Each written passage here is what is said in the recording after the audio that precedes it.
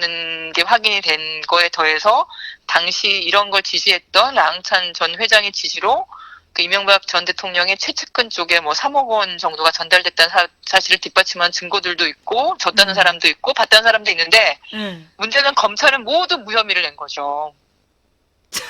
그 사실은 이제 공유한 적은 있는데 아마 기억이 나실 것 같은데요.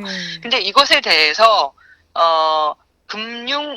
감독원이 이 불법 사실을 확인했다라는 겁니다.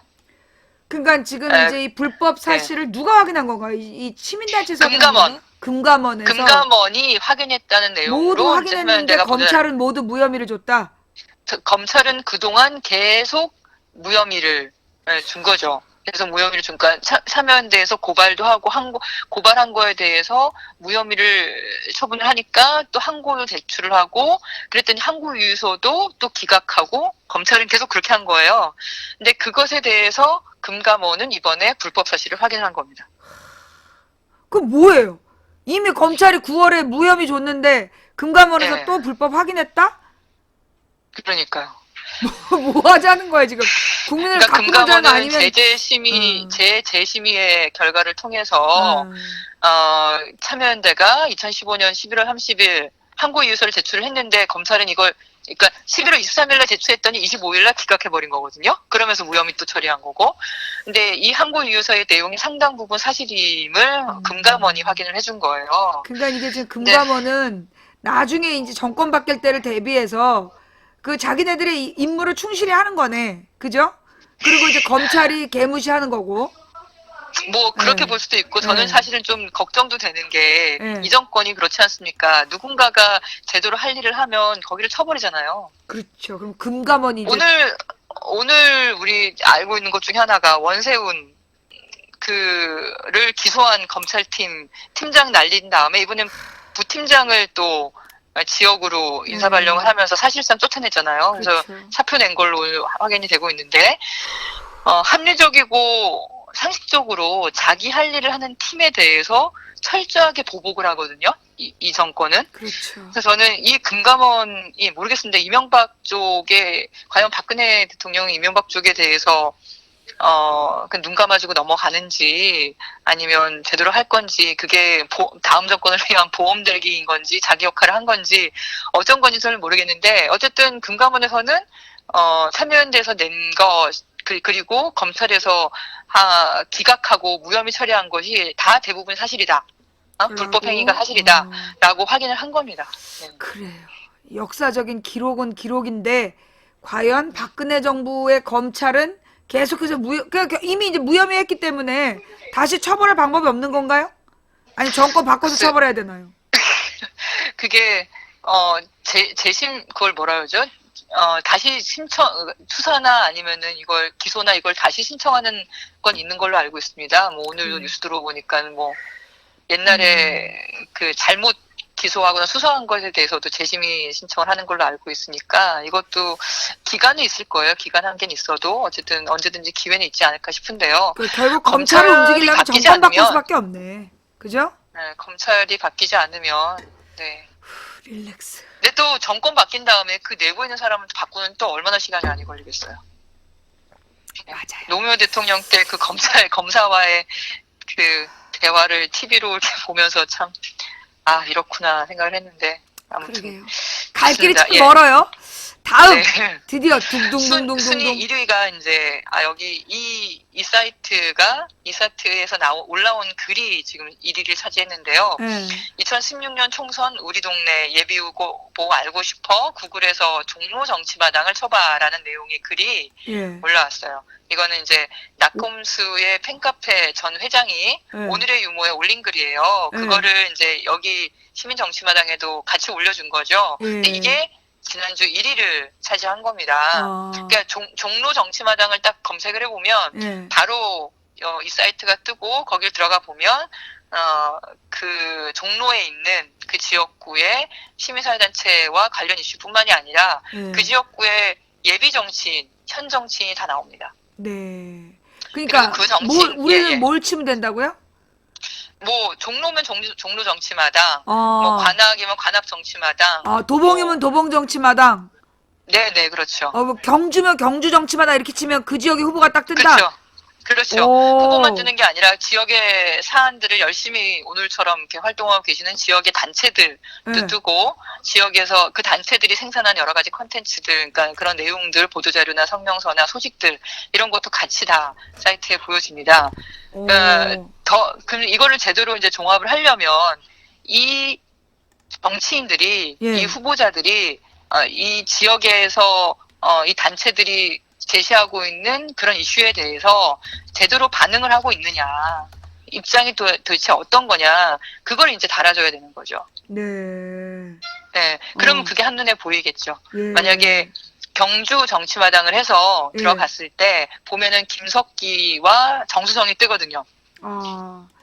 두 명이 이제 이번에 새누리당 공천을 받으려고 경쟁을 하는데, 이 두 명이 과연 거기 경주에 여러 이슈들도 많을 거고, 저희로 치면은 월성원전, 삼중수소라는 방사물질을 펑펑 쏟아내고 있는, 그래서 지역 주민들 몸을 다 오염시키고 있는 그 월성원전에 대한 입장이 뭐냐, 그리고 수명이 다해서 문을 닫아야 되는데 수명 연장을 하고 있는 이것에 대한 입장이 뭐냐, 주민들은 이주를 요구하고 있는데 당신들의 입장이 뭐냐, 이런 거를 이제 물어볼 수 있는 거죠.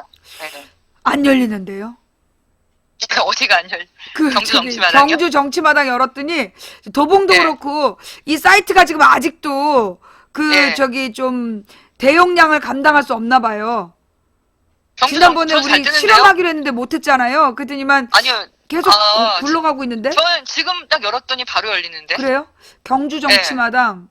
그럼 제컴에서 안 들어가지는 건가 본데요? 예. 경주 정치마당 검색은 되죠. 예, 경주 정치마당이라고 검색은 되는데 여기를 예. 딱 치고 들어갔을 때 안 열리네요. 접속자가 몰려서 그런가 본데. 이걸 하여튼 또 뭐 아주 이제 이게 인기 사이트 하나 만드셨군요. 뭔가 이렇게 대책을 세워서. 네, 이런 네. 테스트를 통해서 계속 보완을 하는 걸로 그렇게 해야 될 것 같습니다. 죄송합니다. 네. 아무튼 지금 현재 843명의 예비 후보들이 올라가 있고, 예, 네, 예. 이 중에 524명이 새누리당이에요. 네. 참. 예. 새누리당 이 중에 후보들만 지금 예비 후보들이 버글버글하고 지금 야당은 네. 이제 그 눈치 보느라고 탈당할까 말까 눈치 보느라고 이제 그걸 못 하고 있는 거죠. 네. 그죠? 그 후보별 이메일과 홈페이지 주소가 지금 수집 중에 있고, 네. 만약에 후보별로 우리가 꼭 기억해야 될 사안이 있으면 그 댓글 쓰기 하면 바로 나오거든요. 네. 아니면 이 사이트에 본 첫 페이지 들어가시면, 그 각 후보별로 글을 쓸 수 있게 그냥 클릭하면 후보를 자기가 지정하면 돼요. 네. 그래서 관련 글을 쓰면 그 후보 밑에 다 올라갑니다. 그래요. 네, 정식 후보자 등록은 3월 20일인데 그 사이에 예비 후보자들 중에서 검증을 해야 될 사람들이 있으면 네. 그러면 이제 여기다 글을 올리시면 되는 거고요. 어쨌든 지난번에 망치부인 했을 때도 한번 다운돼가지고 다시 이거를 리뉴얼을 했는데 또 다운됐으면 그때보다 더 많은 사람이 들어온 걸로 예상을 그렇죠. 해야겠죠. 지금 현재 시청자가 4,300명이기 때문에 4,300명이 넘어요. 예. 이분들이 네. 한 500명만 이렇게 접속을 해도 이게 좀 다운되는 것 같은데 우리 다음 주에는 우리가 이렇게 꼭 이 사이트를 다시 한번, 같이 공개적으로 예. 구경할 수 있기를 희망해 봅니다.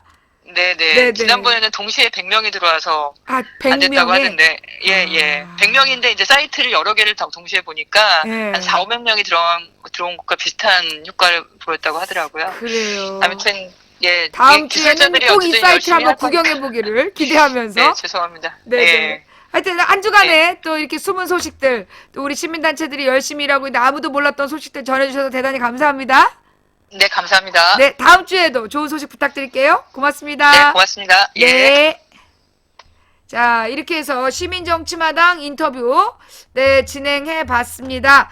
그래, 우리가 다음 주에는 이 시민정치마당, 꼭 들어가서, 볼 수 있기를 희망해 봅니다. 그래요. 자, 그렇게 해서, 그 다음, 자, 그 다음에 이제 우리 시민정치마당까지 봤으니까, 아까 우리 위안부 이야기는 또 내일 또 이어가기로 하고요. 예, 다음 이야기는, 이 단원고 방학식 이야기. 예, 단원고 방학식 이야기 혹시 동영상 있다는 것 같은데, 혹시 아세요? 예. 그러니까 이제 이 지금 단원고에서 단원고에서 이번에 이제 피해 학생들, 세월호 사건의 피해 학생들이 오늘 졸업식을 했다는 거예요. 오늘 졸업식을 하는데 철저히 비공개로 졸업식을 했고, 그리고 희생자 학생들은 졸업식을 원래 학교 측에서 명예 졸업장을 줄 테니까 교실을 빼달라라고 얘기했는데, 우리는 그럴 수가 없다. 지금 아직 돌아오지 못한 선생님과 학생들이 남아있기 때문에 그들이 다 돌아올 때까지,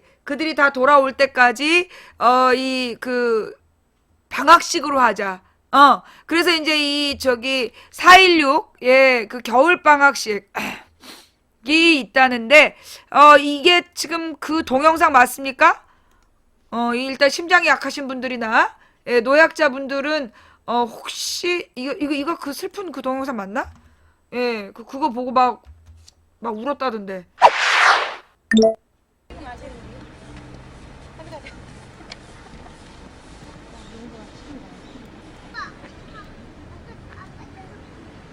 얘들아, 졸업을 축하해. 사랑해. 응원할게. 아이들아, 선생님들, 끝까지 밝혀줄게. 끝까지 함께할게. 아이들아, 선생님들, 미안해. 정말 미안해. 사랑한다. 끝까지 밝혀줄게. 끝까지 기억할게. 사랑한다. 잊지 않을게.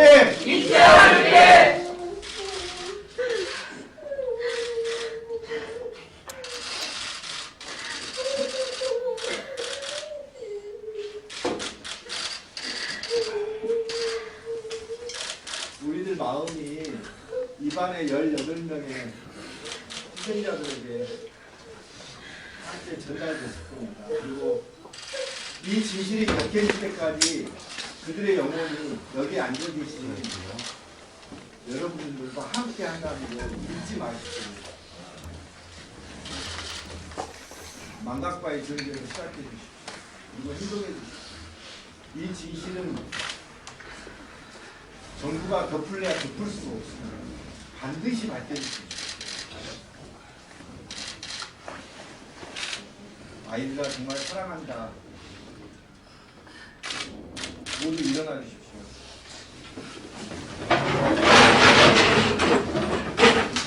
우리가 잊지 않는다는 의미에서 아이들 입장을 들어보고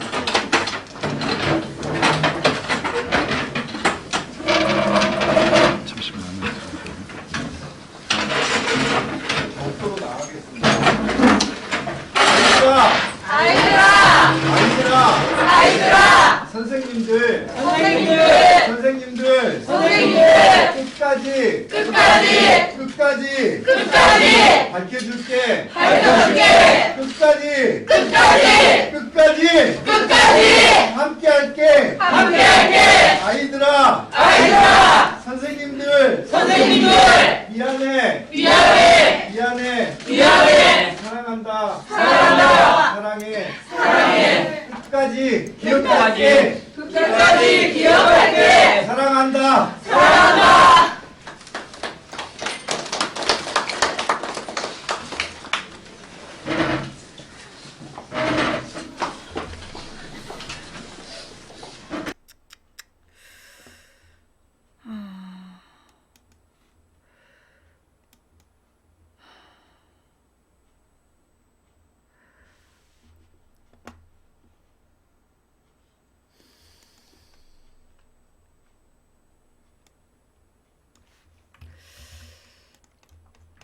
가슴이 먹먹해지는, 저도 여기를 갈까 했는데, 몸이 너무 안 좋아갖고 못 갔어요.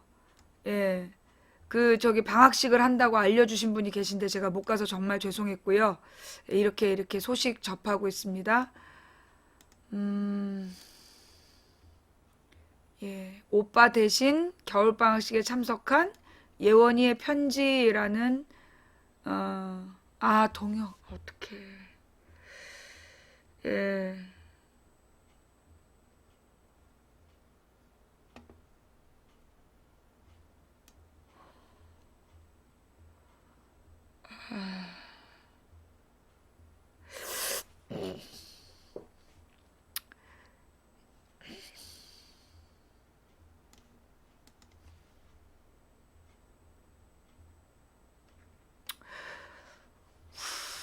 일곱 번째로 불린 동혁이의 이름, 오빠를 대신해 동생 예원이가 대답을 했다.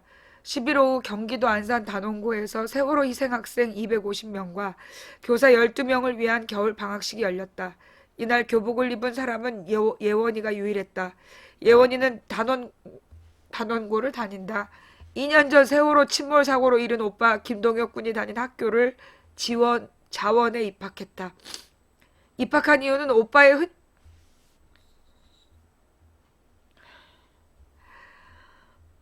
흔적이 있는 교실이 있기 때문이라고 했다. 예원이는 졸업식에서 기억 수첩에 편지를 남겼다. 그 편지 속에는 이날 방학식의 의미가 잘 담겨 있었다.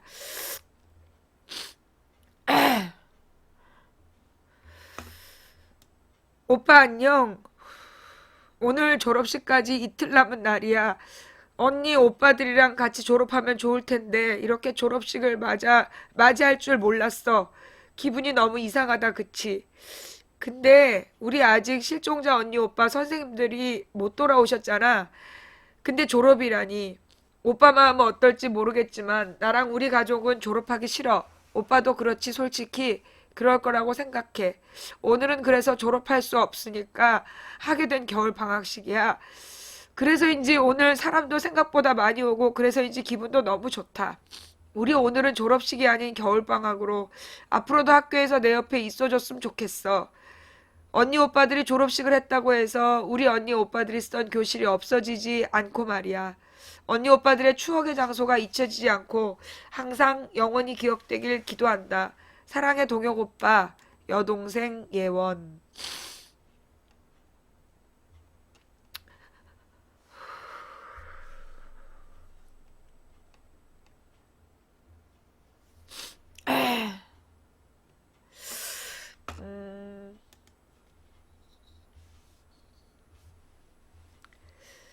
옛날에 어떤 분이 자기 자식이 눈앞에서 교통사고로 죽는 걸 보신 엄마가 있었는데 그 엄마가 결국은 자살을 했어요.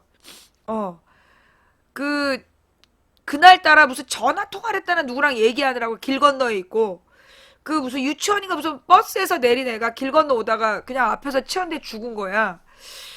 그때 자기가 길 건너에 있지 않았다는 것에 대한 후회 때문에 몇 년을, 10년 가까이 고통스러워하다 자살했던 이야기를 제가 들었어요. 그 엄마를 이제 살아있을 때 봤었고. 근데 이 세월호에 이 가족들이 겪은 트라우마는 그런 거 아니겠어요? 그날 온 나라가 다 지켜봤거든. 그 배가 기우는 모습을 지켜봤단 말이야.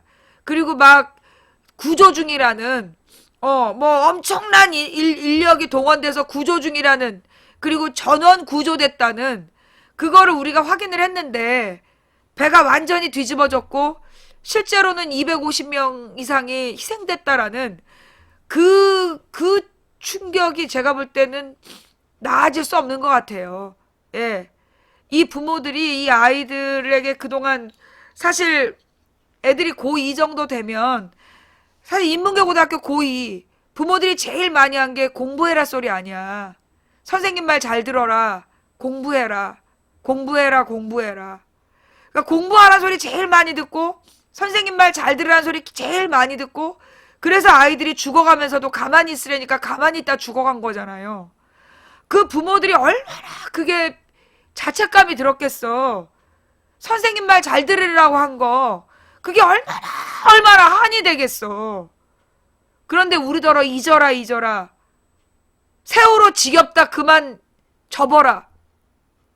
대구에서 태환이라는 어린아이가 황산 테러를 당해서 그 아이가 몇십일을 고통받다 죽은 그 사건에 대해서 우리 국민이 15년을 기억하고 지금도 그 범인 잡아야 된다고 얘기하고 있어요. 태환이 사건은 15년이 지나도 다 같이 기억하고 범인을 잡아야 된다고 얘기하면서 왜 세월호 사건은 잊으라고 지랄이냐? 왜 세월호 사건은 잊으라고 개지랄이야? 세월호가 밝혀지면 안 되는 이유가 있나 봐. 그죠? 세월호의 진실이 밝혀지면 안 되는 이유가 있나 봐. 그래서 우리는 기어이, 그래서 우리는 반드시 기억해야 되고 반드시 진실을 밝혀내야 돼요. 예. 잊으라는 놈이 범인이다. 감추려는 놈이 범인이다.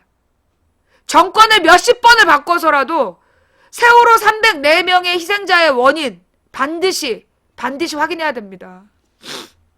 자, 이렇게 해서 세월호 얘기까지 봤고요. 그러면 이제 오늘의 주제로 들어가겠습니다. 자, 호남 민심의 실체가 뭐냐? 예, 호남 민심의 실체가 뭐냐? 이 이야기로 넘어갈게요. 예. 여러분, 참 요즘에 이 여론조사가요, 가관입니다. 그동안에 이 세월호란다. 집중. 호남 지역의 민심에 대해서 이제까지 언론에서 뭐라고 얘기를 했느냐 하면, 호남에서 새정치연합 시절에 새정치연합 현역 의원들에 대한 물갈이 여론, 물갈이 의지가 가장 높은 곳이 어디였어요? 새정치연합 현역 의원들 뭐 7, 80%를 바꿔야 된다.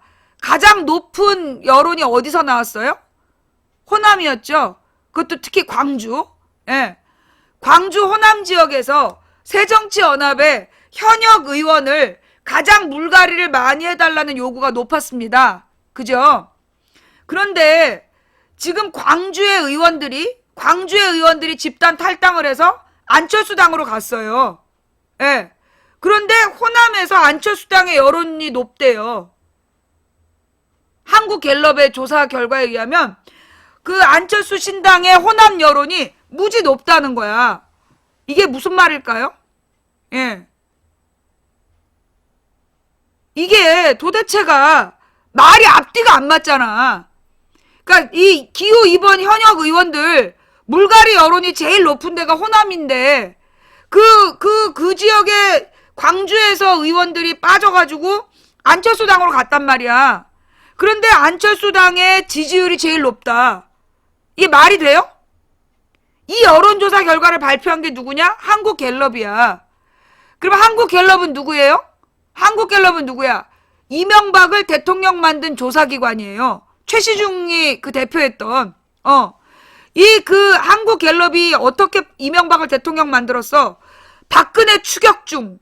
박근혜하고 박근혜를 넘어섰다. 이렇게 발표해가지고 여론조사는 이명박이 압도적이다. 그 헛소리를 만들어낸 게 한국갤럽이야. 그리고 이명박계가 적극 지지하고 같이 동참하는 데가 안철수 당이고, 그러니까 안철수 당이 호남에서 여론 지지율이 높다. 한국갤럽이 주도적으로 발표하고 있는 거예요. 어이가 없죠? 그죠? 예. 이 한국갤럽이, 예, 이 얘기 처음 들으시는 분 있을 거예요. 이 한국갤럽이 이명박을 대통령 만든 여론조사 기관이야. 여론을 계속해서 호도해가지고, 나중에 박근혜가 여론조사 방식이 틀렸다라고 문제 제기를 했어요. 그 왜 그랬느냐? 당신이 내일 투표를 한다면 누구를 찍겠느냐라고 물어본 게 아니라 누가 한나라당의 대통령 후보가 될 것 같냐라고 물어보는 건 다른 사람의 의견을 묻는 거지 대통령 지지율을 묻는 게 아니다. 문제 제기를 했단 말이야.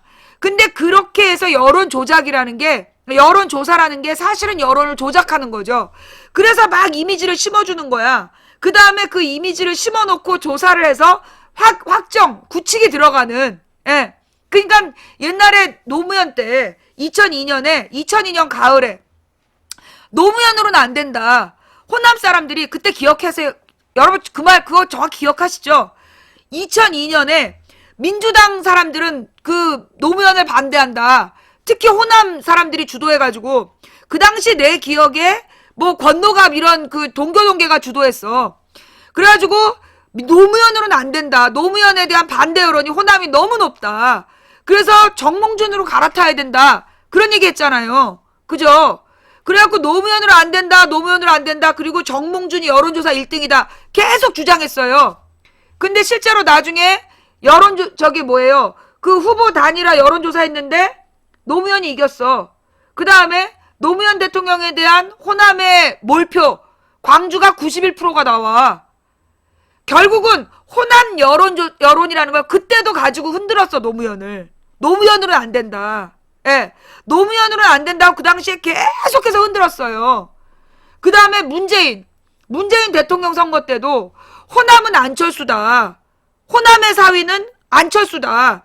그러면서 호남에서 안철수 지지율이 더 높다. 그랬잖아. 그죠?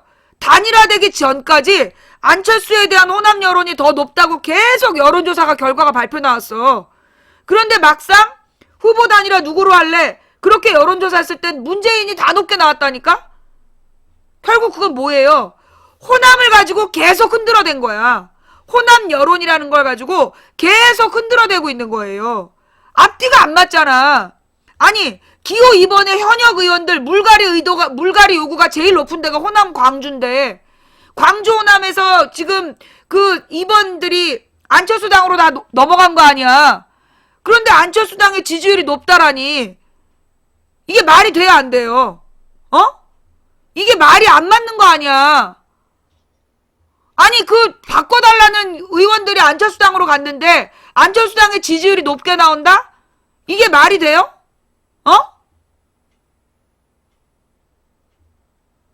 내가 알고 있기로는 지금 광주에서 안철수 지지율이 그렇게 높지가 않아. 여러 사람이 지금 보내오는 텔레그램 내용에 보면 문재인에 대한 불만이 있는 건 맞아. 문재인에 대한 불만이 있는 건 맞지만 안철수에 대한 지지가 전혀 높지 않다는 거야. 문재인에 대한 불만이 있는 건 맞지만 그게 안철수에 대한 지지율이 높은 건 아니다. 제가 잘못 알고 있는 거예요? 지금 호남 여론을 제가 잘못 알고 있는 거예요? 문재인에 대한 불만이 있는 건 맞지만 그게 안철수에 대한 지지가 높은 게 아니다. 안철수에 대해서 다 그냥 논외로 한다는 분위기야. 맞죠? 호남 여론이 그거 맞죠? 안철수 지지율 실질적으로 낮고 안철수는 아예 말거리도 안 된다는 거야. 맞죠? 맞아요? 진짜 맞아요. 내가 파악한 바는 그래. 어떤 사람이 또 텔레그램을 보냈어. 조기 축구를 갔는데 조기 축구를 가가지고 4-5명이 모여서 이제 조기 축구 끝나고 술 한잔 했다는 거야. 근데 한 사람이 안철수가 대세지 그러고 얘기를 했는데 나머지 3사람이 이 텔레그램 보낸 사람 말고 나머지 3사람이 말도 안 되는 얘기하지 말라고 소리를 질러가지고 안철수가 대세라고 얘기한 사람이 안무룩했다는 무척 시무룩했다는 예. 그쵸? 조기 축구하는 데서도 말이 안 통한다는데 예. 호남에서 지금 안철수 당에 대한 지지율이 전혀 높지 않은데 지금 한국갤럽이나 리얼미터 같은 여론조사 기관이 호남이 안철수 지지율이 높다라는 지금 개뻥을 치고 있는 거야. 그러면서 호남의 민심을 흔들어서 여러분 지금 총선까지 며칠 남은 줄 알아요? 총선까지 며칠 남은 줄 알아? 80일 남았어. 100일도 안 남았어. 잠만 자는 가루 높다. 어느 동네예요? 어느 동네에서 물어봤는데 높게 나왔어? 잠만 자는 가루 어느 동네인데 높게 나왔어? 어느 동네인데 지금 안철수 지지율이 높게 나왔어요. 광주 어디? 광주 어디? 지금 왜 다른 광주 사람하고 달라? 광주 어딘데?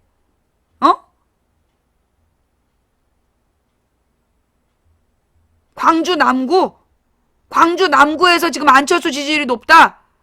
예. 확실해요? 지금 광주 남구 사시는 님들, 지금 광주 남구에서 안철수 지지율이 높다라고 딱 한 분이 계속 주장을 하고 계세요. 예. 광주 남구 계시는 분들, 예, 광주 남구님들, 지금 남구 어디냐고, 왜 남구 어딘지 물어봐서 찾아가게? 거기 그만해. 그만? 예. 남구 어디냐고 묻는 분들 진정하세요. 더 이상 물어보는 건 개인정보, 예, 개인정보 그 강요에 해당하니까 지금 한 사람이 광주 남구 사는데 안철수 지지율 높다고 얘기하니까 지금 남구 어디냐 지금 묻고 계세요. 예, 진정들 하세요. 예, 자, 그 다른 광주 남구 사시는 님, 확실히 남구에 그 지지율이 높아요? 광주 남구에서 안철수 지지율이 높아요? 다른 남구 사시는 분들, 정말 아닌데요. 어처구니가 없네. 경기도 광주 아닌가요? 예. 광주를 모욕하지 마라. 자, 여러분 진정들 하시고요. 예. 뭐 저분 사는 동네는, 예. 뭐 남구에도 여러 동이 있을 거 아니에요. 저분 사는 동은 특별한 분들이 모여 사는, 예. 특별하게 뭐 그런 감정이 있나 보죠. 예. 독특하게 광주에도 이렇게 뭐 안철수 지지하는 분들이 몇 분 계실 수 있죠. 예. 그걸 가지고 뭐 이렇게 막 사람 죽이려고 그러면 안 돼요. 예. 대구 남구 아님? 자, 여러분 진정들 하시고요. 자, 좌우지간 안철수에 대해서 굉장히 호남 민심이 따뜻하다라고 많은 언론들이 지금 쓰고 있는데 이게 진실인지 선거 때까지 알 수가 없죠. 결국은요, 선거 때까지 계속 흔드는 게 이들의 목적이야. 노무현 때도 그랬고 문재인 때도 그랬고 그 언론은요, 계속해서 호남 민심은 노무현도 아니다 문재인도 아니다 그랬어. 투표 결과가 나와 봐야 아는 거야. 그러면 계속해서 흔들어대는 이유가 뭘까요? 예. 계속해서 호남은 문재인도 아니고 노무현도 아니다 흔들어대는 이유가 뭐냐? 내가 지난번부터 주구장창 얘기하지만 이건 수도권 표에 영향을 미치려는 거다. 수도권 지역에서 안철수, 그러니까 문재인 지지자들한테 투표를 포기시키는 게 목적이에요. 특히 지금 이 시점에 나오는 여론조사는 옛날에 리얼미터가요, 2010년에 지방선거 할 때, 2010년 한명숙하고 오세훈 지방선거 할 때 3월달 여론조사, 선거로부터 3개월 전이잖아. 3월 25일인가 여론조사에서 한명숙 오세훈 지지율 격차 30%, 32% 그랬어.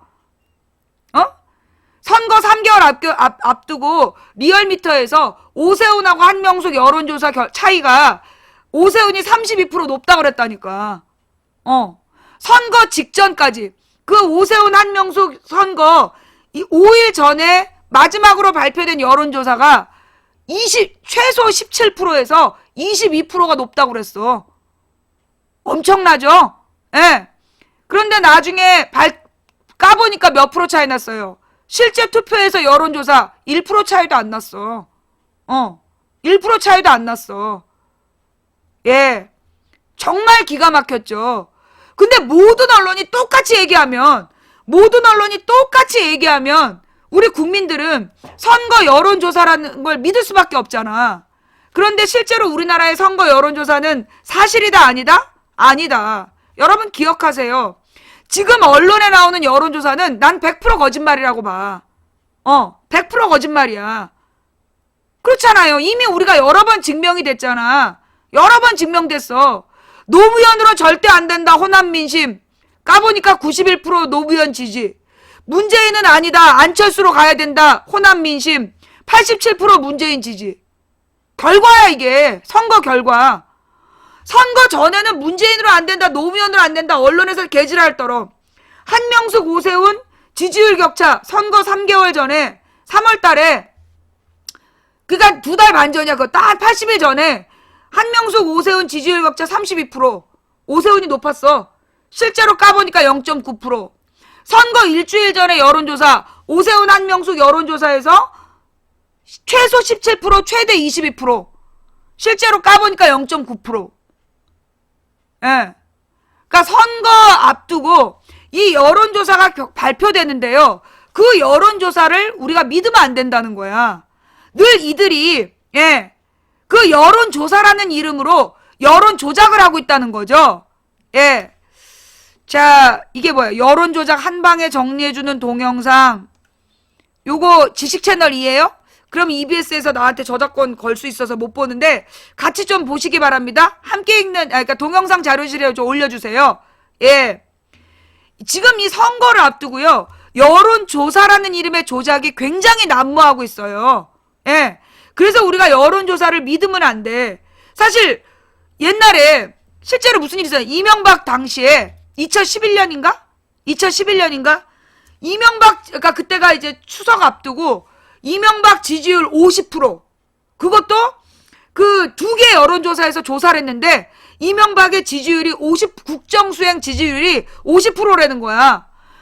그래가지고 근데 내가 고 발표 난 날 마트를 갔는데 바로 추석 직전이니까 장 보러 나온 분들이 빈 카트를 몰고 다 욕을 하고 있는 거야. 우리 농협이 이제 이 경기도에서도 다 와. 엄청 막힐 때거든.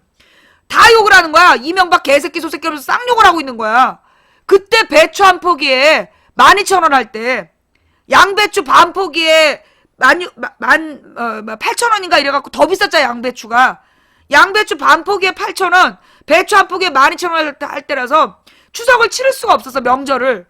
그런데 여론조사 기관에서 이명박 국정수행 지지율 50%라고 두 군데에서 그랬다고 모든 언론에 나왔어. 그래가지고 내가 거짓말하지 마라. 거짓말하지 마라. 내가 마트 가봤는데 100 중에 98명 욕하고 있더라. 무슨 50%냐. 그래서 내가 쌍욕을 하면서 물가 얘기를 했어.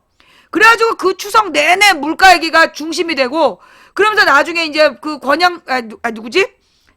그 김머식이 이명박 마누라가 자기가 마트를 가봤는데 배추가 너무 비싸더라. 그렇게 대통령한테 얘기했더니 이명박이가 그러면 내 밥상엔 양배추김치를 올리시오 그랬다고. 그때 또 쌍욕을 먹었어요. 우리 네가 아무리 군대 미필이라도 그러지 군인들이 제일 싫어하는 게 양배추김치다. 평생 양배추김치엔 젓가락 하나 안 됐다. 그러면서 이 미필 새끼가 막 쌍욕을 또 한 거야. 그러니까 그 당시에 이제 그랬고 이제 물가 얘기가 막 중심이 되면서 이 여론조사 얘기가 넘어갔어. 추석 끝나고 나서 여론조사 기관 중에 하나가 그런 거야. 우리는 그런 조사한 적 없다고. 결론이 중요한 건 이거야. 여론조사 두 개에서 조사해갖고 이명박 지지율 둘 다 50% 나왔다 그랬는데 여론조사 기관 하나가 우리는 그런 조사한 적이 없다 그랬다니까. 거짓말이었던 거야. 왜? 여론조사라는 이름으로 여론을 조작하려고 했던 거야. 언제나 이게 누구니? 윤여준이 2번이나 소장을 했던 게 여의도 연구소야. 언제나 이명박 지지율이 높다라고 나온 게 여의도 연구소가 의뢰해서 나온 여론조사야. 무슨 얘기냐? 질문을 설계하는 거예요. 지난번에 그랬잖아. 안철수 신당에 대한 지지율이 10% 넘게 나온 조사를 그 질문지를 분석했더니 새누리당에서 가장 잘못된 점이 뭐냐? 새정치연합에서 가장 잘못된 점이 뭐냐? 그러면서 안철수가 만드는 신당에 대한 지지율을 물어본 거야. 그러니까 안철수 신당에 대한 지지율이 높은 거야. 그런 걸 뭐라 그러냐? 설계라 그래요. 질문지를 설계하는 거야. 여론조사 방식. 설문조사 방식에 주관을 넣는 거야. 어떤 의도를 가지고 질문을 배열을 해서 원하는 조사 결과를 얻어내는 거죠. 예. 아니 내가 왜 빨갱이야. 진정한 빨갱이는 빨갱이당의 따님인 박근혜 양이지. 가서 박근혜한테 가서 왜 안 잡아가냐고 물어봐. 예. 결국은 이게 여론조사라는 이름의 여론을 조작하는 거예요. 자, 지금 내가 얘기한 건 뭐야? 역사적 사실이잖아. 그때 노무현 대통령 때 호남에서 노무현으로는 안 된다. 여론이 높다고 그랬잖아. 그랬어요, 안 그랬어요? 그래가지고 막 그때 민주당에 특히 막 그 당시 민주당이었던 추미애를 비롯한 그 당시에 민주당이 그 당시 민주당에서 노무현으로 안 된다. 그렇게 계속 흔들어댄 거야. 그래가지고 김근태 의원이 그런 소리 하지 말라 그러면서 정몽준이랑 후보 단일화 시켜버렸잖아. 그래서 정몽준이 출마 못했고 노무현이 당선되게 됐단 말이야. 그때도 그래가지고 그때 민주당하고 열린우리당하고 분열이 돼. 대통령 선거 끝나자마자. 선거 때 쌓인 앙금 때문에.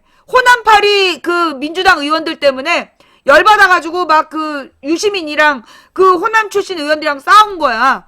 그래가지고 분당이 된다고, 열린우리당으로. 그리고 나서 2004년 총선에서 열린우리당이 압승을 하게 되는 거지. 그게 그 당시에 여론이었어. 그 다음에 2012년에 문재인으로는 안 된다, 안철수 지지율이 더 높다 계속 주장해갖고 안철수가 자기로 단일화해달라고 그랬는데 막상 조사해보니까 문재인 지지율이 또 높았잖아. 그래가지고 결국은 그 문재인으로 후보 단일화되고, 물론 이제 안철수가 신경질 내면서 후보 사퇴해버린 거지. 그래서 됐잖아. 그때도 안철수가 해야 된다고 언론은 떠들었어. 역사적 사실이야. 결과는 노무현 91%, 문재인 87% 지지율. 거짓말이었다는 거야. 호남이 거부한다. 거짓말이었어. 그 다음에 이명박 지지율. 그거 개뻥이었잖아. 한국갤럽이 주도적으로 그 의도를 가지고 왜곡된 조사를 했다. 그게 팩트야. 역사적 팩트. 그러면서 박근혜 지지율도 개뻥이라는 거지. 이명박 지지율 50%나 박근혜 지지율 40%나 개뻥이야. 지금 새누리당 지지자들도 박근혜 지지율이 낮아. 새누리당 지지자들만 조사하면 30% 정도 나와. 새누리당 지지자 70%도 박근혜는 아니라고 그래. 너무 무능하기 때문에 새누리당 지지자들한테 조사해도 30%야. 그러니 다른 당 지지자는요, 일편단심으로 박근혜에 대해서 지지를 안 하는데, 박근혜 지지율 40%라고 나오는 여론조사 기관이면 새누리당 지지자한테 조사했다는 얘기야. 그지? 지금 박근혜 지지율이 40%라고 주장하는 여론조사 기관의 발표는 결국 새누리당 지지자들한테만 조사했다는 얘기라고. 그러니 그게 실질적 여론이 아니야. 국민 여론이 아니야. 저기 얘기가 너무 많아요. 무슨 카페나 아니 어디에서도 누가 안철수 얘기했는데 면박을 당했다. 그런 이야기. 지금 많은 소식들이 전해지고 있어. 조기 축구에서 5명 모였는데 한 사람이 안철수가 대세지 그랬다가 걔 쌍욕 먹었다는 이야기. 세고 셌어. 그 결국은요, 이 언론이 여론조사라는 이름으로 조작을 하는 거야. 80일 남겨놓고. 예. 자, 그 말이 안 맞는, 그 물갈이 해달라는 의원들이 안철수당에 갔는데 안철수당의 지지율이 높다. 그럼 말이야 막걸리야. 호남 사람들이 그렇게 왔다 갔다 하는 사람들이야? 호남의 기호 2번 국회의원들 물갈이 해달라고 그래놓고 그 사람들이 안철수당에 입당했는데 그렇게 안철수당의 지지율이 높다 그러면 호남 사람들은 정신이 없는 거야? 다 왔다 갔다 하는 거야? 이 여론조사에도 이게 맥이 있어야 될 거 아니야. 결국은 이 호남은 들어서 야권을 분열시키려는 이 친이명박 언론 재벌들의 농간인데, 과연 우리 국민들이 이 농간을 제대로 알아보고 진실한 답을 찾을 수 있을지 알 수가 없어요. 그죠? 예. 자, 그 다음에 또 관련된 소식. 왜 안철수 얘기만 하냐고. 아니, YTN에서 뉴스를 시작하면 제일 먼저 새정치연합에서 탈당했다는 얘기. 그래서 누가 탈당했어? 오늘은 권노갑이 탈당했어. 와, 권노갑이 누구야? 동계. 정말 새로운 인물이죠? 굉장히 혁신적이죠? 예. 와, 권노갑 탈당했다고. 권노갑이 국회의원이야? 권노갑이 국회의원이에요? 권노갑이 탈당했다고 YTN에서 대대적으로 얘기를 하는 거야. 그리고 또 무슨 수도권에서도 몇 명의 의원이 탈당했다고. 그래서 지금 몇 명이야? 또 우리 명단 작성 좀 해보자. 현재 몇 명이 탈당한 거야? 지금 이제 권노갑이 안철수의 그 이상과 저기에 맞는 새로운 정치 세력이구나. 혁신적인 정치 세력. 제가 몰랐어요. 예. 혁신적인 정치 세력인지 몰랐네? 난 아직 당원인지 몰랐어. 아직 당원인지 몰랐는데, 그 당원 탈당한 게 YTN 메인 뉴스더라고요. 네. 참 대단해요. 그러면서, 최원식? 그건 어느 동네야? 최원식은 어느 동네 국회의원이야? 난 지난 4년 동안 최원식이라는 국회의원이 활동하는 걸 한 번도 못 봐가지고, 지난 4년 동안 최원식이라는 국회의원이 있는 걸 하나도 몰랐어. 인천. 그래서 지난 4년 동안 뭐 했어요? 세월호 때, 메르스 때, 그 뭐 방산비리 때 뭐 했어? 그 사람은 누가 데리고 온 사람이야? 누가 데리고 와서 거기서 당선된 거야? 그러니까요, 지금 이제 원래 오늘이 1월 12일이 더불어민주당에서 탈락 대상, 공천 탈락 대상을 발표하는 날이었어, 원래. 원래 오늘 1월 20일이 그 새정치연합, 그러니까 이 기호 2번 당에 의정활동 최악 20%, 하위 20%를 발표하는 날이야. 근데 오늘 발표 안 났지? 그러니까 이게 지금 오늘이 그 기호 2번 정당 국회의원들의 그 의정활동 꼴찌 20%를 발표하는 날이에요. 그러면 120명의 20%면 한 24명 되는 거잖아. 그죠? 그 이제 24명은 공천을 못 받는다는 얘기야. 지역구 의원 중에. 그러니까 이제 원래 26명이야? 26명이 20%예요? 지금 120명 아닌가? 27명이래? 원래 대상이 27명이야? 127명. 127명이면 20%면 몇 명이야? 20, 24, 25명? 25명에서 26명? 예. 자, 대장정 끝에, 자, 한번 봅시다. 원래 오늘이 의정활동 꼴찌, 최하위 20%, 최하위 20%는 공천을 못 받거든. 그 명단이 나오는 날이야. 그러니까 이제 알아서들 탈당해 준 거 아니겠어요? 예. 이 기호 2번에게 부담을 주지 않기 위해서, 예, 본인들이 봐도 그거 알잖아. 시험 보고 오면 자기가 시험 못 본 거 알잖아. 성적 나오기 전에 애들이 이제 자퇴하는 거죠? 예. 더민주 77일 대장정 끝에 현역 의원 평가 완료. 더불어민주당 선출직 공직자평가위원회는 12일 하위 20% 의원의 공천 배제에 활용될 현역 국회의원들에 대한 평가 작업을 완료하고 최종 자료를 공직후보 추천관리위원회에 전달했다. 요게 지금 발표가 안 되고 있는 거구나. 조은 선출직 공직자평가위 위원장은 이날 국회에서 77일간의 대장정을 마친 뒤 기자회견을 열고 이 같은 사실을 밝힌 뒤 우리는 독립기구로 어떤 간섭 없이 여기까지 왔고 누구도 개입하지 않았다라고 강조했다. 그는 공정하고 객관적이고 신뢰성을 훼손하지 않는 모든 방식과 절차를 동원했다며 전문적이고 사심없는 위원으로 구성된 위원회가 같은 자료로 평가한다면 똑같은 결과를 얻을 것이라고 덧붙였다. 선출직 공직자평가위는 지난해 10월 28일 발족 이후 22차례의 전체 회의와 분과위원회를 거쳐 지역구 의원은 의정활동 공약이행 35%, 선거 기여도 10%, 지역활동 10%, 다면평가 10%, 여론조사 35%, 비례대표 의원은 의정활동 70%, 다면평가 30%로 평가 작업을 했다. 평가 대상은 지역구 국회의원 106명, 비례대표 국회의원 21명이지만 이 가운데 안철수 의원을 비롯해 유성엽, 황주홍 의원 등 일부 탈당 의원들은 자료를 제출하지 않고 평가를 거부했다. 한마디로 이제 성적이 무서워서 답안지를 안 낸 경우죠. 예, 성적이 무서워서 답안지를 안 낸 학생들이에요. 평가위 측은 이들을 제외해도 95% 이상의 의원이 평가에 참여했다고 밝혔다. 평가 결과는 봉인돼 전략공천위원회, 공직자 후보 추천관리위원회 등 공천기구에 전달됐다. 평가 대상자 전체 순위와 종합점수 등은 일체 공개치 않기로 했으며 공관위 쪽에서 임의로 명단이 공개되어 있는 상황을 막기 위해 국회의원명을 모두 코드화했고 이를 열람하기 위해서는 조은 평가위원장이 입회하에 가능하도록 했다. 조은 위원장은 컷오프 대상인 하위 20%의 해당 의원도 포함시킬지에 대해서 그분들 중 일부는 포함이 됐지만 그건 제가 답할 수 없는 부분이라며 고도의 정치적 결정이 있을 것이라고 말했다.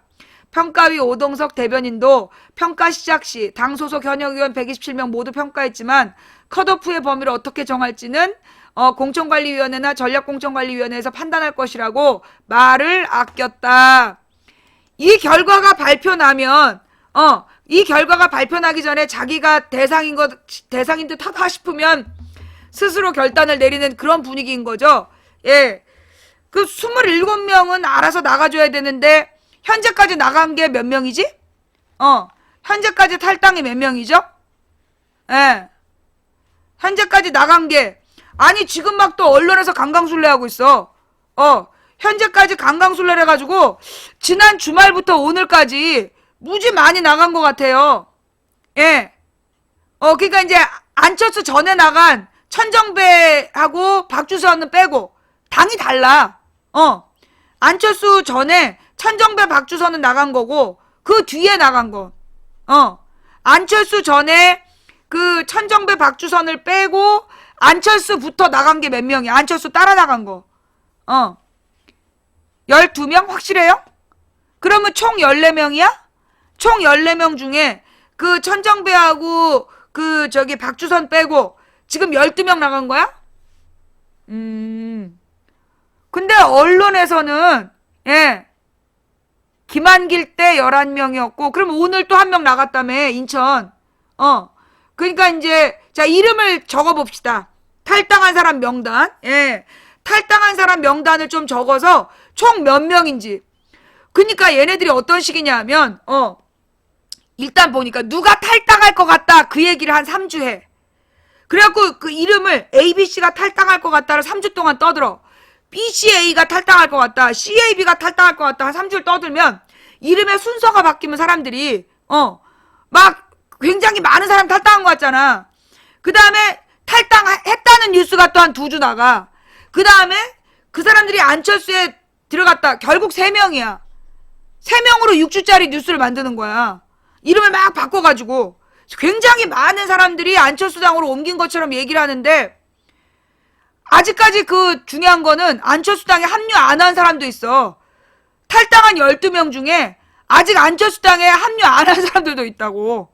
그러면 안철수당에 합류하면 또 그걸 뉴스를 만들어갖고 굉장히 많이 가입한 것처럼, 예. 지금 뉴스에서요, 문재인 얼굴이 1 나오면 안철수에 대한 뉴스가 10이야. 뉴스의 노출 빈도가 그렇게 달라. 문재인 당에 대해서는 탈당했다는 뉴스가 중심이야. 문재인 당에서는 탈당했다는 뉴스가 중심이고, 긍정적인 뉴스는 안 나와. 그리고 안철수 당에 대해서만 안철수가 광주 간 거 하루 종일 나와. 안철수랑 김한길이 광주 갔다는 얘기 하루 종일 나와. 이게 언론의 작전인 거죠. 예.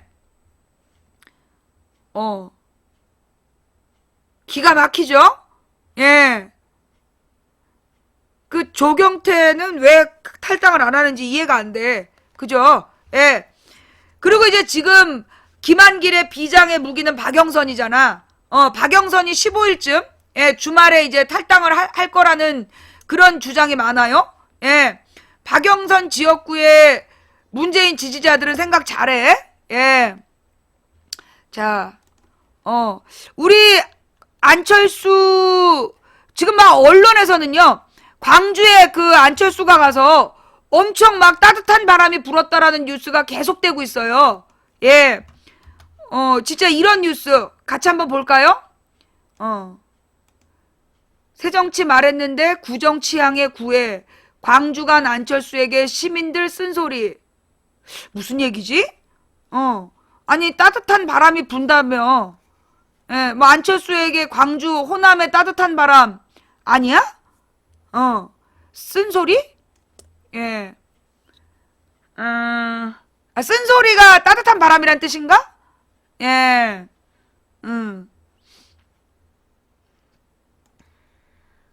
새로운 정치를 말했는데 구 정치인들을 향해 마치 구애를 하는 듯한 모습이다. 구정치했던 사람들과 함께 가는 것이 과연 새로운 정치인지 의문을 갖게 된다. 예, 5.18 시민군 상황실장. 새누리당은 2년 전부터 다 져가는데 우리는 누구를 택할지 모르겠고 대선 주자도 선택 못하고 이런 판에 너무 불안하다. 과거 한두 번 국회의원 했던 이들도 또 하려고 기웃거린다. 한국여성지도자연합 광주전남 회장. 안철수 의원은 국민의당 창당준비위원회 발족 뒤 첫 지역 일정으로 11일 광주를 찾았다. 광주 상록회관에서 열린 광주 집단지 선거에 대화에 참여한 광주 시민들은 새정치를 명분으로 탈당한 뒤 안 의원이 보여준 행보에 의문을 제기했다. 특히 더불어민주당에서 탈당한 호남 의원들을 잇따라 받아들이면서 더민주와 차이점이 없어진 거 아니냐는 지적이 잇따랐다. 안 의원은 생각이 달라도 목적이 같은 사람은 같은 편으로 만들어야 한다. 목표가 같으면 함께 가는 거다라며 배제하는 뺄셈의 정치를 하고 있는 게 더민주의 문제점이라고 해명했다. 그럼 자기는 왜 더민주를 빼는 거야? 자기가 빼면 뺄셈의 정치가 아니고 그 자기를 배제하는 거는 뺄셈의 정치야? 더민주 탈당 의원 영입은 정권 교체를 위한 연대라는 주장이다.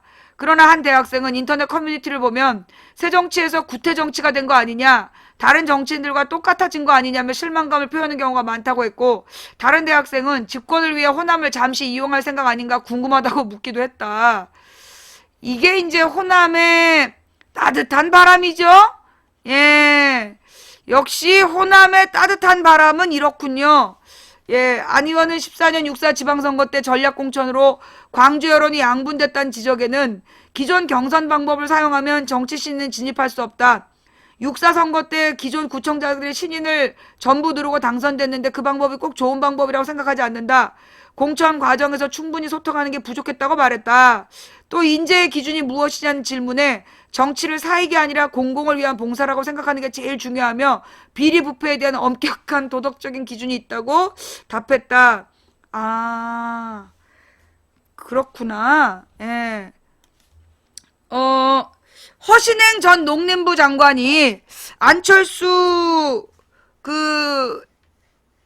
를 향해서 자신을 인격 살해했다. 예. 안철수가 자기를 인격 살인했다라고 발표한 뉴스 한번 좀 보실래요? 예. 그러니까 이제 이 허신행이라는 전 농림부 장관을 영입 1호부터 5호까지로 발표를 했나 봐. 근데 이제 과거에 비리 연루자다 이런 비난이 이니까 안철수가 자기를 인격 살인했다고, 예, 자기를 인격 살인했다고 공개 사과를 요구했는데 역시 영입 5호. 아, 그래요? 인격 살인한 안철수는 사과하라. 예. 1, 2, 3심에서 모두 무죄로 밝혀졌는데 소명 기회나 통보 없이 이럴 수가. 그래요. 비리와의 전쟁하는 모습이 감동적이네요. 자, 그 다음에 이제 새정치연합을 탈당해서 간 권은희 의원이 있는데, 그 권은희 의원이 뭐라고 얘기를 했느냐. 국정원 댓글 사건에 대해서 진실을 밝히려는 의지가 부족해서 탈당한다고 그랬다며요. 그런데 국정원 댓글 사건을 진상규명 방해한 게 김한길 안철수거든요. 예. 권은희 의원이 탈당한 이유가 뭐냐고 그러니까 국정원 댓글 사건에 대해서 진실을 밝히려는 의지가 부족하다는 얘기를 했어요. 그죠? 그런데 그 국정원 댓글 사건을 밝혀야 될 때 그때 지도부가 김한길이었잖아. 근데 김한길이 그때 김현미하고 김현 의원하고 진선미 의원이 그 사건의 전문적인 조사 자료를 갖고 있는데 두 사람을 특위에서 빼라 그랬잖아요. 특위에서 빼라고 그래가지고 결국 안고 없는, 한마디로 앙금 없는 찐빵을 만든 그게 안철수잖아. 김한길이잖아. 그 얘기 몰라요? 2013년에 국정원 댓글 사건을 언론들이 밝혀냈어. 오유랑 언론이랑 검찰이 국정원 댓글 사건의 증거를 싹 까버린 거야. 그런데 그 당시에 김한길이 이제 8월 달에 국정조사를 해야 되는데 김현하고 진선미가 이 사건에 대한 제보를 다 받고 사건 조사를 주도했단 말이야. 6월, 7월. 근데 김한길이 2명 빼지 않으면 국정조사 그러니까 새누리당에서 2명을 빼달라 그랬어. 그래서 안철수가 2명을 빼라고 강요했잖아. 그래서 2명 빼고 국정조사했다고. 그게 김한길이야. 권은희는 탈당하면서 지도부가 국정원 댓글 사건에 대해서 수사하려는 의지가 부족하다라고 얘기를 했는데 그 주범이 김한길이라고. 그 다음 이 권은희하고 이번에 지금 안재경이라는 사람이 한집밥을 먹게 됐는데 이게 또 누구냐. 조국 교수가 권은희 안재경이 동지가 됐는데 입장 밝혀라. 이게 무슨 얘기냐. 국정원 댓글 때 대립했던 사람이 권은희랑 안재경이래요. 더불어민주당을 탈당한 권은희 의원이 10일 안철수 의원이 주도하는 국민의당에 합류하면서 국정원 대선 개입 축소 수사 논란을 둘러싸고 적대적 입장에 섰던 과거 경찰 사람들이 한 지붕 밑에서 생활하게 됐다. 예. 권 의원의 입당에 앞서 이틀 전에 안재경 전 경찰대 학장이 인재영입 케이스로 먼저 입당했기 때문이다. 부정선거의 진상을 반드시 파헤치겠다며 정계에 입문했던 권 의원은 곧 곤혹스러운 동거가 아닐 수 없어 보인다. 중요한 건 권은희가 입당할 때 이미 안재경이가 거기 있었다는 거야. 그러면 권은희 입당에는 권은희가 안철수 당으로 간 거에는 명분이 없는 거예요. 안재경 전 경찰대학장은 2013년 당시 권은희 서울수서경찰서 수사과장이 김용판 서울지방경찰청장에 국정원 댓글사건 수사 축소 의혹을 제기했을 때 경찰청 차장이었다. 그가 수사 축소 의혹과 직접 연관이 있다는 의혹이 제기된 적은 없다. 그러나 그는 경찰청 수뇌부가 똘똘 뭉쳐 권은희 과장의 주장이 허위라고 주장하며 권 과장을 고립시킬 때 앞장선 전력이 있다. 뭐야? 국정원 댓글 사건에 대해서 진실을 밝히려는 의도가 지도부에 부족해서 탈당했다며. 말이야 막걸리야.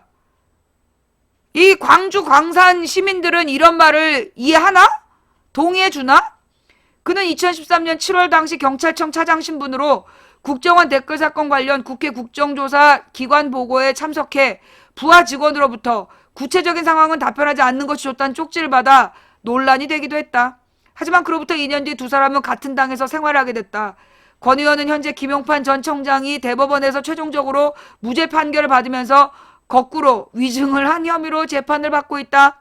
그동안 팽팽한 적대적 관계에 있던 권 의원과 안 전 차장의 공통점은 출생지가 호남이라는 지연뿐이다.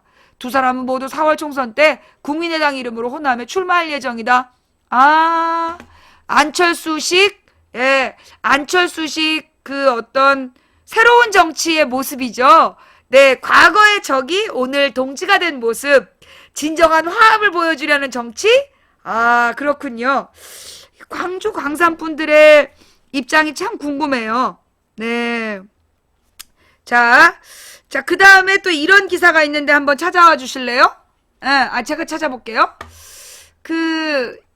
우리 누구야? 이 안철수 신당의 정체성에 대해서, 안철수 신당의 정체성에 대해서, 굉장히 중요한, 고백이 나왔죠?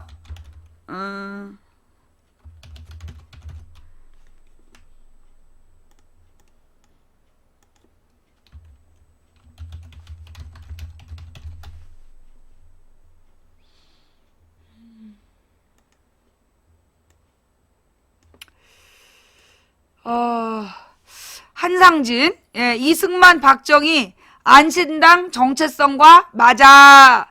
네. 역시 안철수 신당의 정체성 화끈하게 풀이해 주셨어요. 예. 박정희랑 이승만이랑 맞다네. 몰랐잖아, 우리가. 몰랐어요. 이런 줄 몰랐어. 예. 이 안철수 신당의 정체성. 요거 호남 분들한테 널리 좀 알려주세요. 예. 이승만 때 가장 많이 죽은 게 호남이잖아. 예. 이승만 정권 때 빨갱이라고 제일 많이 집단 학살 당한 게 호남 분들이에요. 예. 그 다음으로 박정희 때 이 호남이 철저히 경제 발전해서 소외됨으로 인해서 오늘날 이렇게 살고 있잖아요. 네. 한상진. 박정희 전 대통령의 헌신으로 근대화를 이끌었다. 그래요. 요거 좀 온 국민이 다 봐야 될 뉴스인 것 같아. 예, 특히 호남 분들이 꼭 보셔야 될 뉴스예요. 자, 이승만, 박정희가 누군지에 대한 설명 안 해도 아시겠지만 이승만 때 보도연맹 그 사건이라 그래가지고 일제강점기 때 공산당이랑 엮였던 사람은 스스로 신고를 하라고 그래요. 근데 이 호남 사람들이 되게 많았어. 왜 그랬냐면 이 호남 지역이 그 당시에 그 좌익 활동이 되게 많았던 지역이야. 왜냐하면 쌀수탈을 너무 많이 당했기 때문에. 예. 이 호남이 쌀수탈을 너무 많이 당했어, 일제시대 때. 그래서 가장 반일 운동이 치열했고, 그 중에 그런 어떤 그 좌익 활동이 가장 활발했던 게 이 호남 지역이었어요. 그래서 광주 학생 항일 운동, 이런 것도 벌어지고, 그래갖고 이제 이 보도연맹으로 등록한 사람들을 이승만이 한국전쟁이 일어난 다음에 다 죽였잖아. 그냥 총살을 했어. 집단 학살. 집단 학살을 할 때 그래서 호남이 제일 많이 죽었어. 그 다음에 그래서 이 집단 학살 당하다가 사람들이 전부 다 이렇게 빨치산으로 지리산으로 숨어 들어갔는데 빨치산 토벌한다고 그러면서 또 그렇게 이승만 때 57년까지인가 호남이 죽었어요. 호남 사람들이 잡혀가서 죽었어. 간첩으로 몰리고. 그 다음에 박정희 때 계야도 간첩단 사건 일어나잖아. 그래갖고 이제 그 호남 사람들이 이승만 박정희 때 빨갱이로 몰려서 되게 많이 죽거나 잡혀가서 고초를 당했어. 그 다음에 이제 그게 이제 그 빨갱이 사냥이었고, 그 다음에 이제 박정희 때는 박정희가 일본에서 차관받고 미국에서 차관을 받아서 그걸로 우리나라를 이제 경제 개발을 할 때 그때 그 돈을 어디에다만 투자했어요? 경북에다가 다 투자한 거 아니야. 그래갖고 서울하고 부산 일대는 워낙 발전되어 있었고 그 돈을 싹 쓸어가지고 경부고속도로를 만들어서 구미 대구를 지나가면서 경북 지역을 개발하는데 그 돈을 다 쏟아부은 거야. 그래갖고 원래 인구 희박 지역인 경북에다가 노동 집약적인 산업을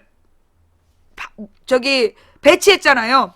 원래 그 IBRD라는 이 후진국 개발 전략을 만들어주는 국제기구에서 호남은 쌀농사를 많이 지어서 인구가 많다. 그러니까 값싼 노동력을 얻을 수 있으니까 노동 집약적인 산업, 그래서 전자산업이라든가 섬유산업을 호남 지역에다 만들고, 그러면 이제 식량을 집에서 밥 먹으면서 공장으로 올 수 있으니까 농공단지가 조성이 되고, 그래서 호남이 균형 발전할 수 있다.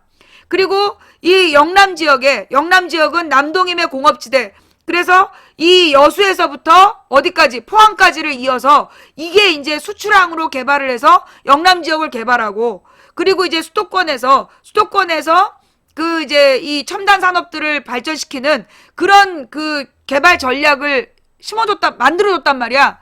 그런데 이 호남 지역으로 가야 될 그 이 공업단지, 섬유공업하고 전자공업을 어디로 뺐어? 대구 경북으로 뺀 거야. 그래서 대구 경북이 섬유 전자공업의 중심지로 성장하게 되는 거예요.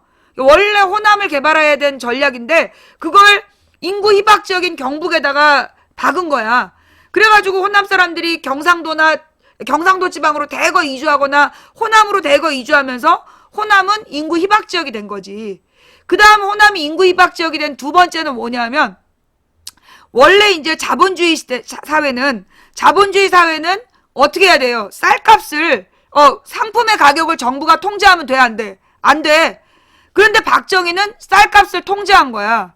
왜냐, 호남 사람들이 전부 다 수도권이나 대구, 경북, 부산, 울산 이런 데로 막 가가지고 도시의 인구가 많아진 거야, 갑자기. 그러면 쌀에 대한 수요가 올라가잖아. 그럼 쌀값이 폭등하게 되어 있어. 그런데 쌀값이 폭등하지 못하도록 일부러 전량 국가에서 수매를 해버리는 거야. 그래서 쌀값을 통제했어. 박정희가 쌀값을 그 당시에 통제하지 않았다면 지금 호남 농민이 가장 부유했을 거예요. 그게 박정희야. 그게 박정희가 했던 정치란 말이야. 그런데 지금 호남을 그게 정부미의 시초잖아요. 그런데 지금 호남에서 지지율이 높다는 안철수 신당은 이승만 박정희가 하고 정체성이 맞다네? 예. 널리 이 호남 분들이 이거 알면서 지지하고 있나? 궁금하네. 한상진 국민의당 공동창당준비위원장이 11일 이승만 대통령, 박정희 대통령, 물론 과거였지만 공이 많으신 분들이니까 우리가 역사를 이해할 때 서로 좋은 점을 긍정적으로 평가해서 뭔가 힘을 합치자. 이것이 저희 국민의당 기본 입장이라고 밝혔다. 예. JTBC 뉴스룸에 출연해서 이승만 박정희 전직 대통령이 당의 정체성, 정책 방향하고 많이 합치가 되는 것이냐는 손석희 앵커의 질문에 저는 그렇다고 생각한다며 이같이 답했다. 나는 그 누구지? 그 문희상. 나는 문희상 정치 그만했으면 좋겠어. 지난 대선 끝나고 나서 대선평가위원장으로 한상진 앉힌 게 문희상이야. 그리고 한상진이 대선을 망친 건 문재인 때문에 망쳤다. 이런 개소리를 연구 보고서로 냈을 때 그거 그대로 받아들인 게 문희상이야. 나는 이 문희상이 그 친노계를 대표해서 책임지고 정치적으로 자기의 잘못을 인정했으면 좋겠어. 그리고 국민들한테 누가 되지 말았으면 좋겠어요. 한상진 위원장은 저희들이 생각할 때 가장 큰 문제는 현재 양당 체제가 좋은 점도 있지만 특히 필요 이상으로 국민 분열을 야기했기 때문에 아니 양당 체제로 국민이 분열됐어? 안철수 때문에 야권 분열이 더 심각한 거 아니야? 아니 뉴스에 새누리하고 새정치연합은 그 국회에서 친하다며. 국민 분열이 아니라 야권 분열은 안철수당이 분열되면서 나간 거 아니야? 그래서 어떻게 극복하고 국민의 발전 에너지를 모아서 새로운 대한민국을 만들 것이냐. 이게 최대의 과제라고 덧붙였다. 새누리당 지지층 흡수를 염두에 두었냐는 질문에 한 위원장은 물론이다. 왜냐하면 우리나라엔 중간이 비어있다. 그래서 새누리당을 지지하는 분들 가운데서도 소극적으로 지지하는 분이 있고 더불어민주당을 지지하는 분 가운데 소극적 지지하는 분이 있는데 중앙을 우리가 잘 대변하고 확산시키려는 것이라고 말했다. 한 위원장은 이승만 박정희 전직 대통령에 대한 입장과 관련해 저는 훨씬 얻은 것이 많을 것이라고 생각한다. 왜냐하면 사람들이 양당 체제의 폐해에 대해 과거 어느 때보다 절실히 느끼고 있기 때문이다. 이게 현실이다. 국민의당 창당주역인 안철수 의원은 11일 이승만 박정희 전 대통령의 묘소를 찾아 참배했다. 더불어민주당 문재인 대표도 지난해 당대표 선출된 후 이승만 박정희 전 대통령 묘소를 찾았었다. 그러나 올해는 두 전직 대통령의 묘소를 찾지 않았다. 문재인은 전직 대통령 김대중 노무현 대통령만 참배할 수 없어서 억지로 끼워 넣어서 간 거였고 지금 한상진은 이승만 박정희가 안신당의 정체성에 맞대잖아. 그걸 동급으로 얘기하면 안 돼. 어쨌거나 이게 안철수 신당의 정체성이다. 널리 알려주셔야 됩니다. 예. 그러면서 지금 안철수 앞에 놓인 세 가지 폭탄이 있다고 그래요. 그게 뭐냐? 그 호남을 열심히 팔았잖아? 근데 안에 모여있는 사람들이 단지 출신이 호남일 뿐이지 새누리당하고 다르지가 않아, 성향이. 그런데 새정치를 하겠다고 얘기했는데 새정치연합 시절에 제거 대상, 구태정치의 대상인 사람들이 전부 다 모이고 있어. 안철수는 과연 이 문제를 어떻게 해결할지 궁금하네요. 예. 자, 그 다음 이 문재인 정당은 지금 디자이너 김빈? 예, 디자이너 김빈이라는 사람을 영입하고, 예, 그 다음에, 삼성전자의 고졸 출신 임원, 입당을 했다. 그래서 이걸로 지금 뉴스를 만들고, 문재인은 계속해서, 이렇게 좀 뉴스가 될 만한 인물들을 영입하고 있는 것 같아요.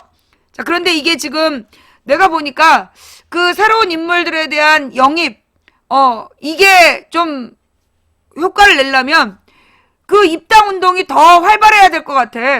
요즘에 그 입당 운동이 언제 딱 끊겼냐 하면 당명 얘기하면서. 이 당명을 얘기하기 전에 입당 운동이 굉장히 활발했는데 당명으로 논란이 되면서 입당 운동이 확 중단됐어.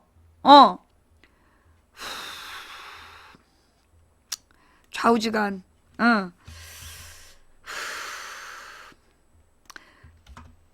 그래요. 기자님 김빈 씨의 입당 기자회견 진행하도록 하겠습니다. 먼저 최재성 본부장께서 소개를 해주시겠습니다. 예, 더불어민주당은 오늘 또 여성 청년위원장부를 영입했습니다. 열정과 공감으로 설레이게 하는 대한민국 정치를 만들기 위해서 김빈 디자이너를 영입했습니다. 과거에 잘 들리세요? 정치적 통로의 독점성과 그 과거의 관행적인 사고를 뛰어넘어서 국민들의 숨결을 듣고 또 더불어민주당의 숨결을 국민들께 가까이서 전달하는 데 중요한 가교 역할을 할 수 있는 청년 디자이너. 다민당 아니요. 몇 번을 말해. 김빈 씨 얘기를 직접 들어보시겠습니다.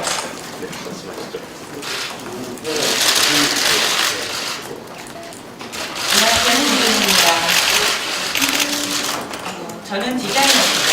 만드는 사람이고요. 그리고 전통을 디자인하는 사람입니다. 여러분들 전통이라고 하면 어떤 느낌이신가요? 무언가 중요하다는 것은 배워서 알고 있지만 사실 우리에게는 좀 가볍지 않고 그리고 사실 고도하고 오래됐고 일단은 좀 쿨하지 않은 것으로 느껴져요. 이런 인식이 깔려있는 상황에서 전통을 지켜야 한다 라고 한다면 안 들리네. 어떤가요? 이제는 사실 점점 더 멀어질 것입니다. 지금 우리의 전통이라고 하는 것은 우리 민족의 수천 년 역사 속에서 사실 살아남은 것들이죠. 누구에겐 수천 년 동안 필요했기 때문에 남겨진 것이고 역사 속에서 가중한 보물입니다. 하지만 젊은 층에겐 이것이 보물로 보이지 않습니다. 그래서 저는 이들에게 이 보물을 알리기 위해서 생각보다 갖고 싶고 가질 수 있고 충분히 누리며 공부해야 할 이 정도의 매력적인 그래서 생활 속에서 참여할 수 있는 우리 문화를 디자인하였습니다. 지켜야 하는 전통이 아닌 내가 지키고 싶은 존재로 접근을 달리한 것이죠. 이렇게 일반인들에게 정치라고 한다면 어떨까요? 밝고 맑고 무언가 아주 새롭고 기분 좋은 그러한 단어일까요? 맑은 정치, 바른 정치, 젊은 정치 사실 어떤 미사여구나 수식어나 붙어도 우리에게는 좀 거리가 멀게 느껴집니다. 하지만 지금 이 시대에 정치라고 하는 단어가 아직까지 살아있는 것은요. 이 시대에 누군가에게 꼭 필요한 것이기 때문에 남겨진 것입니다. 그렇기 때문에 바로 이 시대의 정치가 이 세대의 진지한 관심과 새로운 해석이 필요한 시기입니다. 왜냐하면 우리를 어렵게 하는 것도 정치이고요. 바로 새로운 방안과 정책으로 이 세상을 변화시키는 것도 바로 정치이기 때문입니다. 아우, 저 셔터 소리 짜증나네. 그렇다면 이 시점에서 바로 누가 알려줘야 될까요? 그리고 어떻게 전달하는 게 좋을까요? 저는 더불어민주당에 입당함으로써 아래 세 가지를 이루고 싶습니다. 첫째, 저는 디자인적 사고를 통해서 정치를 재해석하고 그래서 남녀노소 누구나 향유하는 아름다운 정치를 만들겠습니다. 2015년 작년 미국에서 가장 영향력이 있는 CEO는 나이크의 마크 파커였습니다. 이 사람은 전문 경영인이 아니에요. 바로 에어맥스와 에어조던을 직접 디자인한 디자이너 출신입니다. 그는 2006년 CEO 연임 이후에 복잡하게 얽힌 조직, 이 조직을 전통적인 재무적인 관점에서 해석한 것이 아니라 바로 디자인적 사고로 이 조직을 심플하게 정의함으로써 조직 내부를 개편하고 이 시대 변화에 알맞죠. 디지털 스포츠 사업부서를 상설함으로써 나이키의 매출과 수익이 각각 2배씩 늘어났으며 이에 따라 기업 가치도 금방 상승하였습니다. 저는 이렇게 디자인적 사고를 통해서 흔히 정치하면 떠오르는 복잡한 사고들, 이것들을 단순하게 정리함으로써 남녀노소 누구에게나 접하기 쉽고 나아가 매력적이어서 누구나 알고 싶고 알기 쉽고 그리고 누구나 누릴 수 있는 아름다운 정치를 만들겠습니다. 이는 충분히 가능합니다. 지금 시대는 기술의 발달로 누구나 의견을 개진할 수 있고 다양한 매체와 플랫폼이 융합되어 있으니까요. 또한 이제는 정치에 관심이 없는 것이 쿨한 시대가 지났습니다. 국민들은 이제 온몸으로 사회 변화를 원하고 있습니다. 이에 저는 이제 국민들에게 이 정치 뉴스라는 것이 그들에게 매력적인 토론거리가 되도록 만들고 싶습니다. 둘째, 저는 젊은 층이 열정으로 다시 들끓게 만들고 싶습니다. 청년들이 좌절하고 있습니다. 청년이 자리 잡고 뜻을 세울 자리가 없습니다. 에어비앤비, 우버, 카카오 택시 이와 같이 관계망이 산업의 핵심인 초연결 시대입니다. 그러나 정부는 청년 창업, 고용 정책은 치료 사업의 틀에 머물러 있습니다. 사람의 관계망이 시대를 규정합니다. 바로 경쟁의 시대가 아니라 상생과 협업, 융합의 시대입니다. 저는 지금의 청년들이 스스로 자신의 컨텐츠를 만들고 생산하고 서로에게 공유하고 연결해서 새로운 시장을 만들고 그들의 자리를 그들 스스로가 만드는 그들의 브랜드가 넘치는 바로 만드는 사람들의 시대, 청년 명장 시대를 만들고 싶습니다. 그들 스스로가 자신의 브랜드를 키우며 세계 속에서 경쟁하며 자신의 미래를 책임질 수 있는 바로 삶의 주도권을 쥐어주고 싶습니다. 이 주도권이 바로 청년들을 다시 열정으로 들끓게 만들 거라 확신합니다. 셋째, 저는 국민 모두가 공감하는 자랑스러운 대한민국 브랜드를 만들고 싶습니다. 자랑스러운 대한민국, 우리의 반만 년의 역사 속에 다듬어진 이 많은 컨텐츠는 우리 민족의 뛰어난 창조성을 보여줍니다. 특히 한지 제작 기술은 13세기부터 중국에서 가장 잘 만든 종이를 사실 고려지라고 불렀거든요. 이렇게 대명사처럼 쓰였습니다. 이외에도 첨성대, 해시계, 수원사손과 같은 축조 기술, 나전, 단청, 대목, 소 이쁜 청년이 들어왔다 이거잖아요. 그죠? 예. 굉장히 서구적으로 미인이네요. 그래서 이 사람이 들어와서 많은 청년들이 이 당과 함께 하겠다, 희망을 받다, 이런 분위기인가요? 이 이쁜 디자이너가 들어와서 지금 청년들이 막 입당을 서둘러야 되겠다, 이런 분위기인가요? 아니, 별로 못 느껴져서. 이쁘고 세련된 그 젊은 이 청년 디자인이 들어왔다는 건 뭔가 이렇게 좀 세련된 정당이란 느낌은 들어. 근데 이제 이런 것들이 이게 뭐라 그러나 청년들에게 내가 이 정당과 함께 하고 싶다, 그렇게 어필하고 있지는 못한 것 같다. 예, 그게 조금 아쉽다, 이런 얘기고요. 예, 지금 방송 중입니다. 예, 자, 이 사람은 삼성 임원 아니고요. 고졸 출신 그 삼성 임원은 따로 있어. 근데 이제 그 삼성 임원이 들어온 거에 대해서 반대하는 의견들도 좀 있기 때문에, 예. 이제 이 영입 그 이벤트가 왠지 조금, 동력이 좀 안 붙는 것 같다. 예, 이분은 이제 그 삼성 아니고 디자이너래. 청년 디자이너. 유명한가 봐. 잘 몰랐어. 잘 몰랐는데, 하여튼 유명한 청년 디자인이고, 예, 청년 디자이너이고, 예, 이 사람이 들어왔으니까 좀 당이 좀 세련되길 바래요. 예. 근데 이제 이 사람은 그 의상 디자이너죠? 어느 디자이너예요? 의상 디자이너인 거죠? 예. 우리는 몰랐는데 유명하대요. 예. 외국에서 유명? 외국에서, 산업 디자인? 산업 디자인 분야로 해외에서 유명한 사람? LG 휴대폰 디자이너? 그래?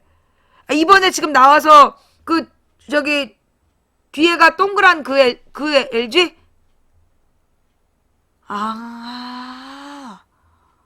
그렇구나. 교과서에도 실린 사람이야?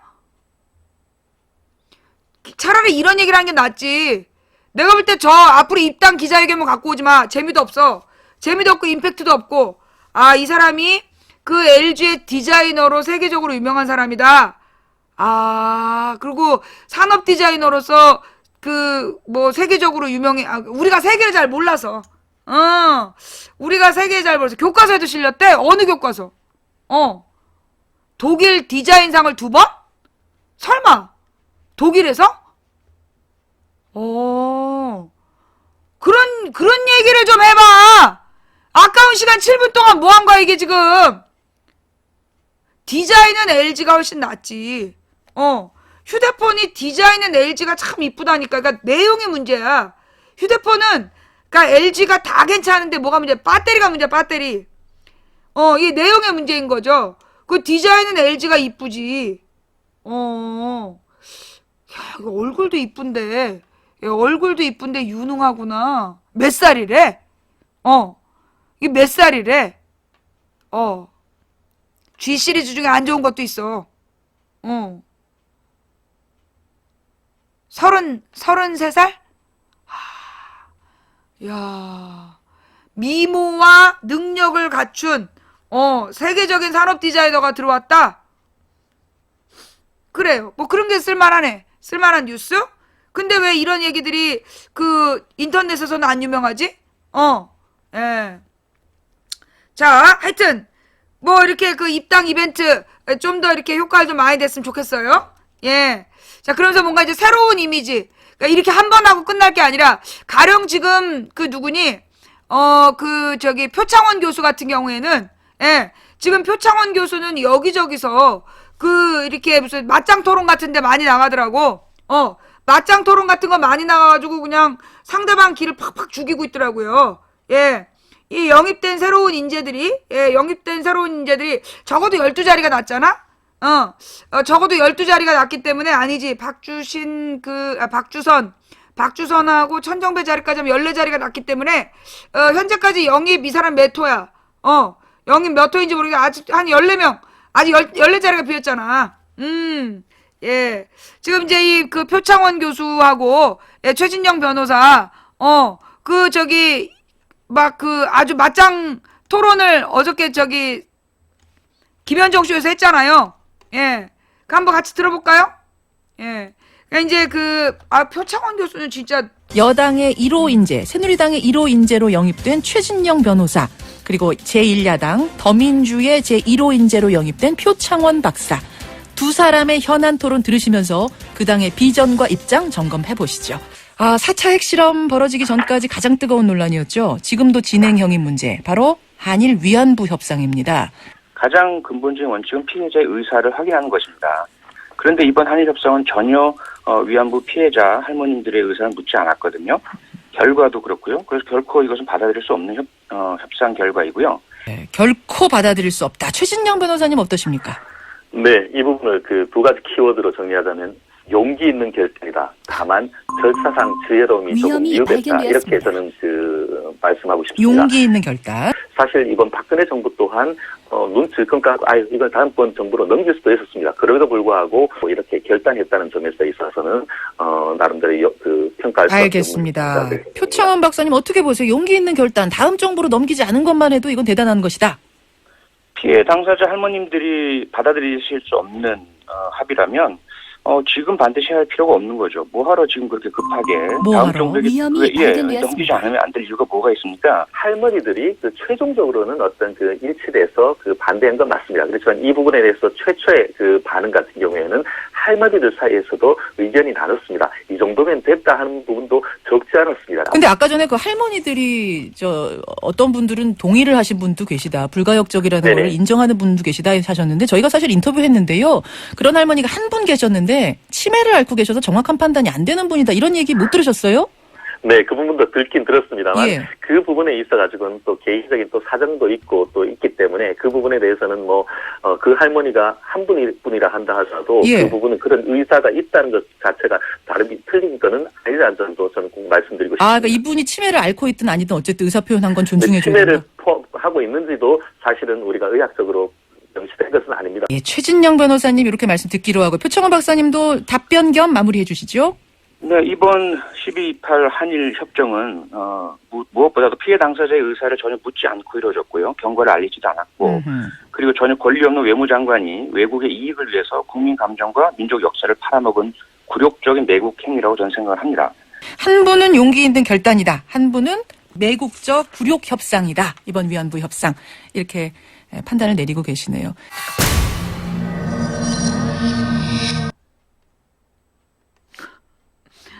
네. 자, 여러분 자꾸만 위험 요소가 발견됐다라고 어베스트에서 떴는데요. 그게 무슨 얘기냐면 이제 지금 그러니까 표창원 교수 굉장히 잘하고 있다. 예. 제가 지금 이 기사를 열으려고 제가 지금 이제 이렇게 검색을 했어요. 이 AP통신 북핵실험 김정은이 박 대통령이 준 선물이다. 요거를 제가 원래 이제 구글에서 검색을 한 거예요. 구글에서 이 내용으로 검색을 했더니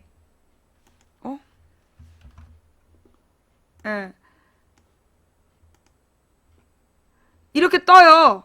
한겨레 이렇게. 근데 이렇게 하면 이 페이지를 표시할 수 없대. 한겨레 웹 주소로 연결이 안 돼. 기가 막히죠? 그래서 이게 자꾸만 어베스트에서 이 페이지에 뭔가 바이러스가 걸렸다고 계속 그러는 거야. 그래서 내가 어떻게 했냐. 네이버로 갔어. 네이버로 가서 똑같이 이걸 검색을 했어요. 그래서 한겨레 신문을 들어가면 여전히 페이지를 표시할 수 없다고 나와. 여전히 페이지를 표시할 수 없다고 나와. 기가 막히죠? 말이 안 돼. 그죠? 이게 왜 이럴까? 자, 그런데 어디로 가서 내가 이제 이 기사를 네이버 뉴스로 검색을 했더니 내가 그 얘기했잖아. 내가 뭐라 했어요? 네이버 댓글이 네이버 뉴스로 들어가서 보지 않으면 네이버 댓글을 볼 수 없다 그랬잖아요. 그냥 한겨레 신문은 그냥 막아놨어. 근데 네이버 댓글로 들어가면 되는 거야. 네이버 뉴스로. 그럼 네이버 뉴스로 들어가서 보면 댓글을 볼 수 있잖아. 뭔가 이게 지금 어베스트에서 여기 뭔가 차단해놨다. 이 사이트에 뭐가 묻어있다. 그래서 내가 지금 못 들어간대. 지금 참세상 세월호님, 님이 준 주소로 들어갔을 때도, 지금 우리 참세상 세월호님이 준 그 주소로 한번 들어가 볼게요. 참세상 세월호님이 잠깐만. 아무도 글 쓰지 말아봐. 이 주소를 여기다 주소창에 넣었어. 그리고 엔터를 치면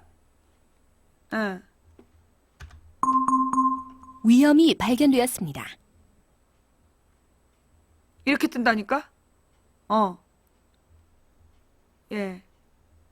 그러니까 이게 지금 지금 한겨레 신문 본 주소를 갖다 뜨면 아예 한겨레 주소 자체를 지금 누군가가 차단시킨 거야. 누군가가 뭔가 바이러스를 심어서 어베스트에서 이 페이지를 표시할 수 없다.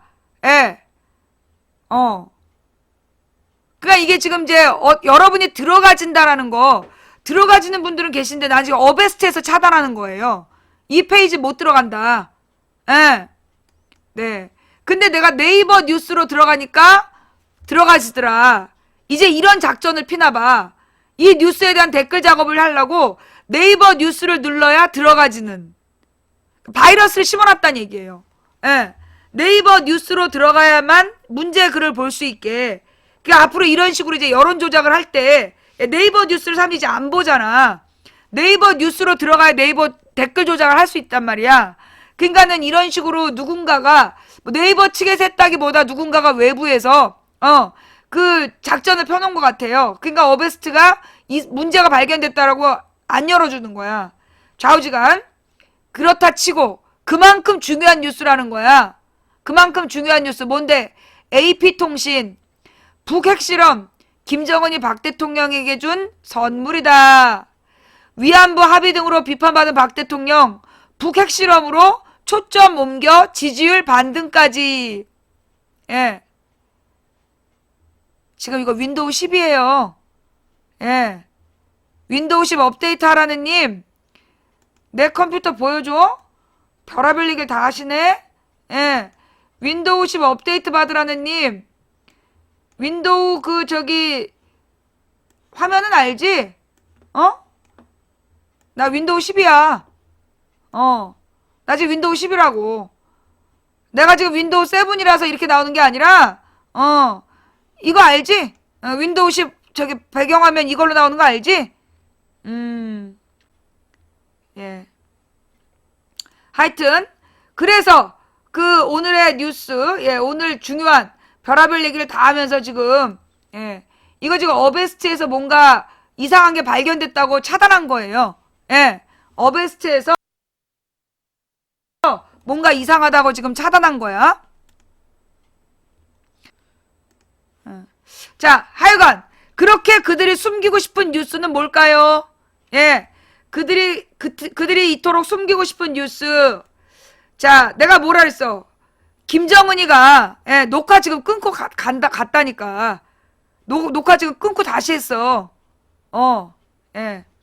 자, 조금 아까 이렇게 저기가 있었잖아요. 버퍼 없었어?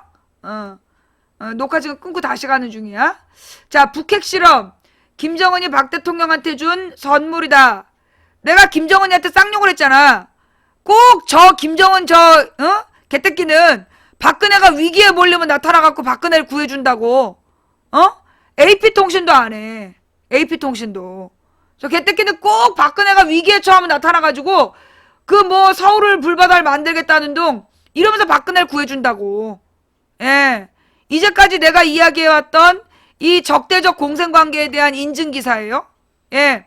심지어 AP통신에서 김정은이 박근혜에게 준 선물이다. 이런 기사가 나왔어. 미국의 AP통신이 북한 핵실험이 박근혜 대통령에게는 선물이라고 보도했다. AP는 11일 북한 핵실험은 박근혜 대통령에게는 한 줄기 희망이라는 제목의 서울발 기사에서 이렇게 전했다.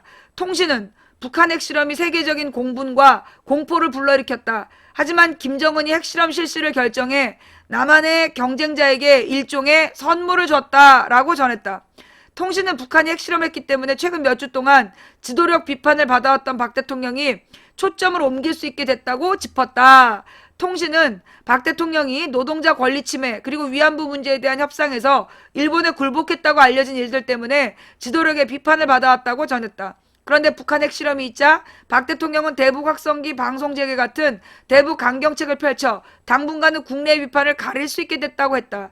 그는 그 근거로 박 대통령 지지율이 5주 연속 하락했다가 지난주 처음 반등한 사실을 지적했다. 아직 이 AP통신이 우리나라 여론조사가 조작인 걸 모르나 봐요. 통신은 지지율 반등 효과는 일시적이겠지만 북한이 핵실험을 한 시기 때문에 박 대통령과 새누리당은 도움을 받을 수 있다고 전했다. 4월에 총선이 있기 때문이다. 예. 통신은 박 대통령이 보수층에서 강력한 지지를 받고 있지만 북한 핵실험이 이전에 거리에 수천 명이 쏟아져 나와 정권을 비판하는 시위가 여러 차례 있었다고 전했다. 국정교과서 문제, 300명 이상이 희생된 세월호 참사, 38명가량이 숨진 중동 호흡기 증후군 감염 사태 등 때 저항과 비판에 직면했다고 했다. 숨진 중동 호흡기 증후군 국정교과서 문제에 대해서 박 대통령이 자신의 아버지인 박정희 대통령을 포함한 과거 독재 정권에 대한 눈가린 목적이라는 비판을 받고 있다고 했다.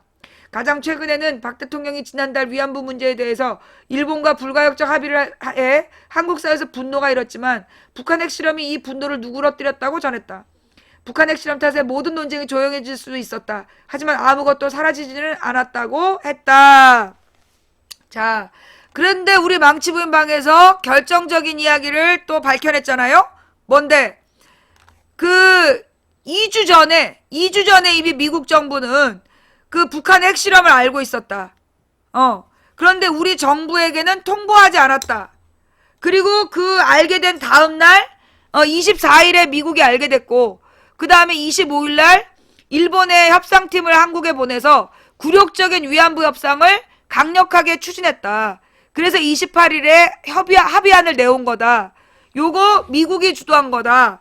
결국 북한이 핵실험할 걸 알고 미리 여론 조작을 계획해 놓은 거 아니냐. 그 굴욕적인 위안부 협상을 먼저 하게 하고, 예. 그리고 난 다음에 그 논조를 북한 핵실험으로 덮자. 이런 작전을 펼쳤다. 설마 미국이 그럴까요? 아니요, 미국은 그래요. 여러분 알다시피 전 세계를 경악시킨 세계적인 오보 사건. 그게 뭐였어? 1945년 12월 27일자 조선일보하고 동아일보의 오보 사건. 그게 뭐였느냐 하면 그때 미국은 반탁, 소련은 찬탁. 그거 얘기한 거. 소련은 신탁 통치를 주장하고 미국은 반탁 통치를 주장한다. 그렇게 조선일보하고 동아일보가 허위사실을 유포했잖아요. 그래서 우리 민족이 둘로 갈라지게 돼. 그게 찬탁과 반탁 운동으로 갈라지게 됐는데 그게 거짓말이었어. 소련은 3년짜리 시한부 신탁 통치, 미국은 무기한 신탁 통치였어요. 근데 우리나라 조선일보, 동아일보가 거짓말을 퍼뜨려서 국민의 여론을 혼란에 빠뜨렸던, 그래서 결국 한국전쟁에 불씨를 만들었던 언론과 미국의 공조였죠. 이번도 마찬가지야.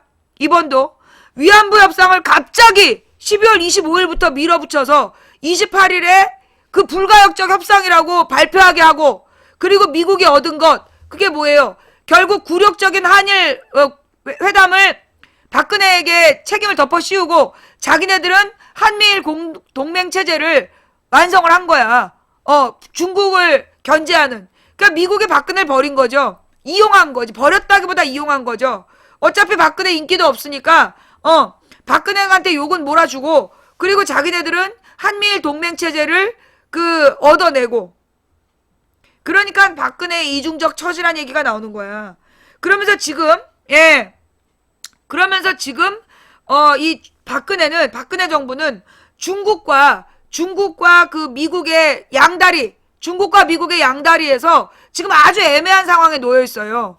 그리고 이게 지금 원래는 뭐 대북 공조 체제를 만들겠다고 박근혜하고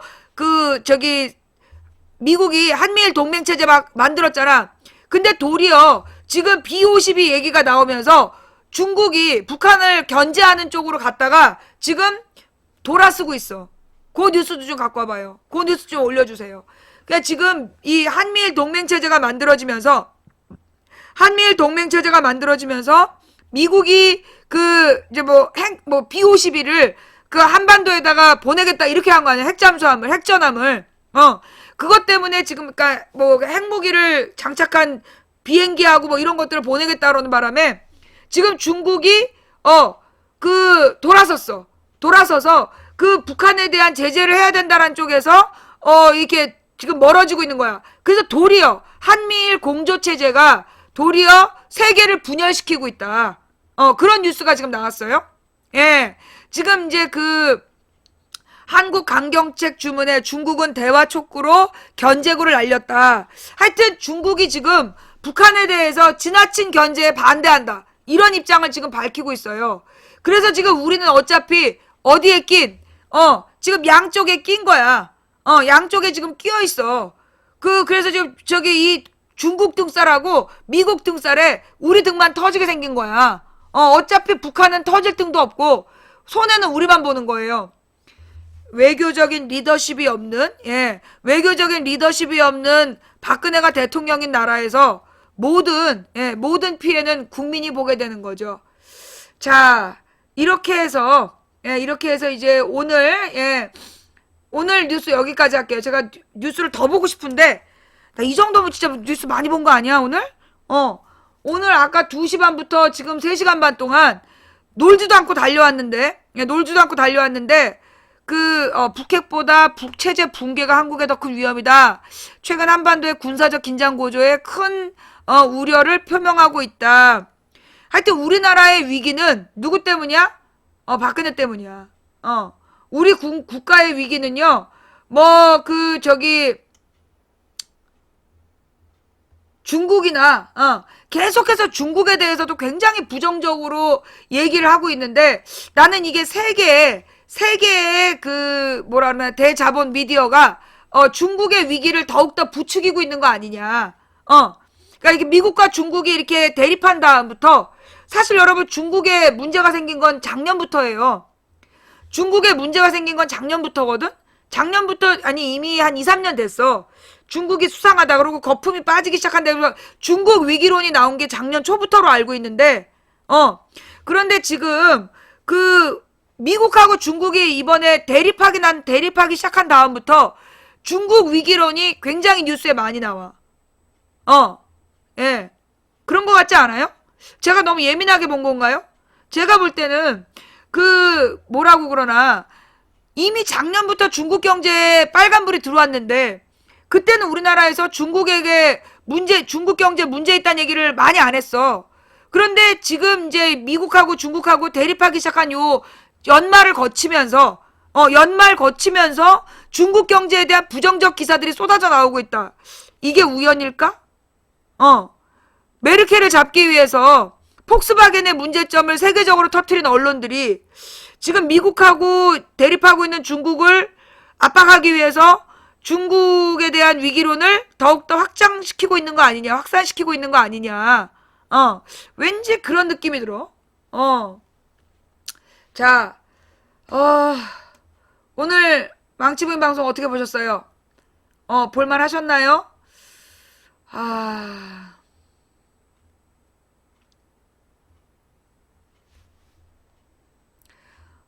가만히 있어보자. 무슨 노래로 마무리를 해드려야 여러분이 좀 힘이 나실까? 나름 열심히 노력을 했는데 사실 제가 이 언론의 끊임없는 공작질, 과연 이 공작질에서 우리 국민들이 정답을 찾을까? 그런 고민 때문에 주말 내내 사실 제가 조금 우울했어요. 예. 그런데 오늘 또 우리 하나님께서도 또 제 귀에 속삭여 주셨습니다. 국민을 믿어라. 국민을 믿어라. 어떤 결과가 나오든 그게 민주주의다. 예. 급할수록 돌아가라는 말이 있죠. 예. 조급함에 우리가 길을 잃지 않아야 될 때인 것 같아요. 서로 지치지 맙시다. 서로 힘 빼지 맙시다.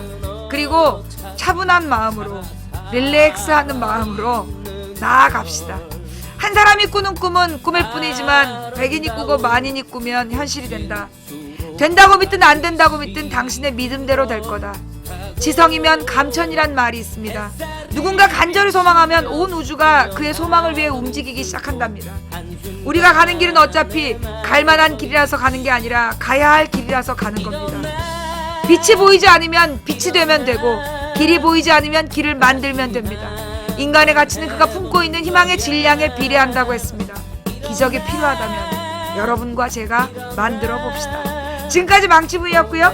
다음 방송은 내일 낮 2시에 돌아오겠습니다. 감사합니다. 망치부인이었습니다. 편안한 저녁 되세요. 감사합니다.